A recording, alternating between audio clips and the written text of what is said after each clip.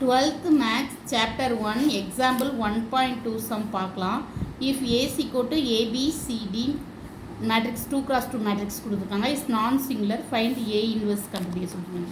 A inverse கண்டுபிடிக்கிறதுக்கு first நம்ம determinant of A கண்டுபிடிக்கும். determinant of A இருந்ததுன்னா AD minus BC. இப்போ AD minus BC தான் determinant of A. அடுத்தது adjoint A கண்டுபிடிக்கும். adjoint Aங்கிறது இங்கே டயக்னல் எலிமெண்ட் இருக்கு இல்லையா, இதை டயக்னல் எலிமெண்ட்டை சேஞ்ச் பண்ணுறோம். அப்போ ஏ இருக்க இடத்துல டி வருது, டி இருக்க இடத்துல எடுது. செகண்ட் டயக்னல் எலிமெண்ட்டை சைனை மட்டும் சேஞ்ச் பண்ணுறோம். இங்கே ப்ளஸ் பின்னா இங்கே மைனஸ் பி, இங்கே ப்ளஸ் சின்னா minus C. Cofactor of transpose தான் அட்ஜாயிண்ட். இப்போ இதுக்கு டிரான்ஸ்போஸ் எடுக்கும். அப்போது டிரான்ஸ்போஸ் எடுத்தால் டி மைனஸ் பி,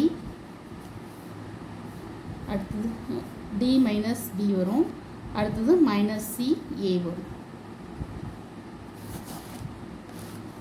டிரான்ஸ்போஸ் எடுக்கும்.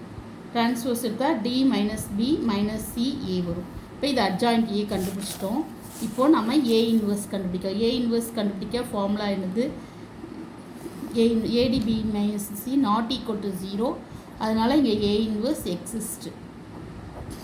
அட்ஜாயிண்ட் ஏ கண்டணும் 1 by determinant of A adjoint of A தான் ஃபார்முலா.